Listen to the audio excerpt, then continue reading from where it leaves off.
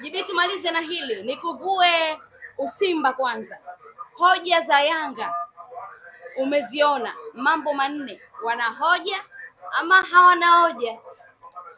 Bwana, mimi hata siku moja hawezi ukafanya marekebisho wakati ligi inaendelea. Marekebisho yanafanywa mwisho wa msimu.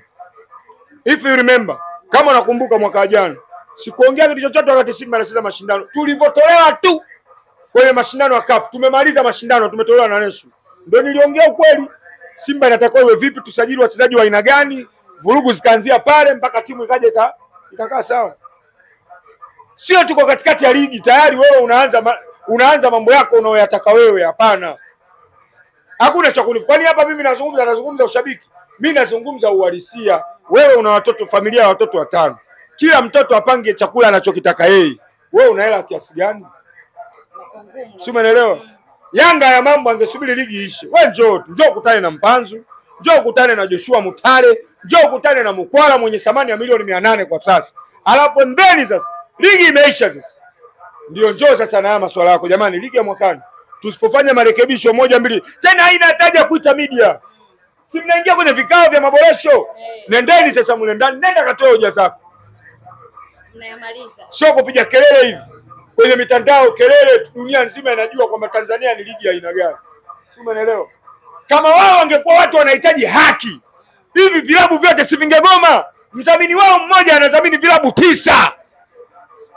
Hivi kati ya mdhamini mmoja anadhamini vilabu 9 na sio bodi ya ligi. Wewe unaona kikubwa kipi?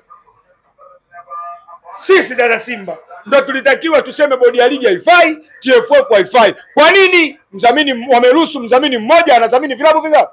9 au 8 au 7? So wao. Umeelewa? Wakati wanapata favor. Mechi ya kwanza, Kibu Denis penalty 3. Si bodi ya ligi. Referee Kayoko penalty 3 anazikia mfukoni na goli 1. Wakatufunga goli 1 la mchongo. Wewe umesikia Simba amesusia bodi ya ligi? Hajasusa. Sasa nini? Mechi haijachezwa wewe unasusia bodi ya ligi. Sisi tumecheza, umetudhulumu. Na referee kafunguliwa na mpaka leo anachezesha.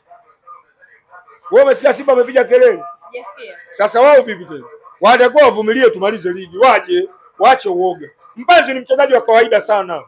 Joshua Mutale ni mchezaji wa kawaida. Mkwala ni mchezaji wa kawaida. Simba ni timu ya kawaida, tena ni timu mbovu. Simba imefungwa na Singida. Unamwogopa Simba kafungwa na Singida?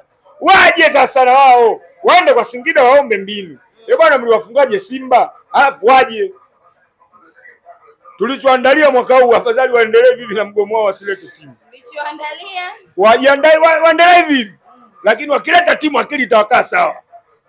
Ila kwa swala hili mimi siko nao. Mimi napenda sana ligi yetu ikue. Lakini kwa ustaarabu huu anaoleta Yanga, ligi yetu bado itaonekana ni ligi ya kipuuzi na ya kipumbavu. Na ndo haya mpaka Mediali msimu mwaka jana alizungumza ligi na mapungufu. Haya ukija yule kocha wa Yanga na alizungumza mambo haya. Mbona mwalimu alizungumza live kabisa timu yetu haipati game intensity kwa sababu ligi yetu ina mapungufu. Sisi mbona hatukupiga kelele? Tungesusia bodi ya ligi. Simba amepangiwa mechi 2, mechi 4, siku 8. Hapo anaelekea kucheza finali kuitetea nchi. Na bado hamkulalamika. Na hatukulalamika popote. Tumecheza, tumechukua pointi zetu 12 safi. Tukaenda kucheza finali, tumepoteza, tumerudi, tunaendelea na msimu.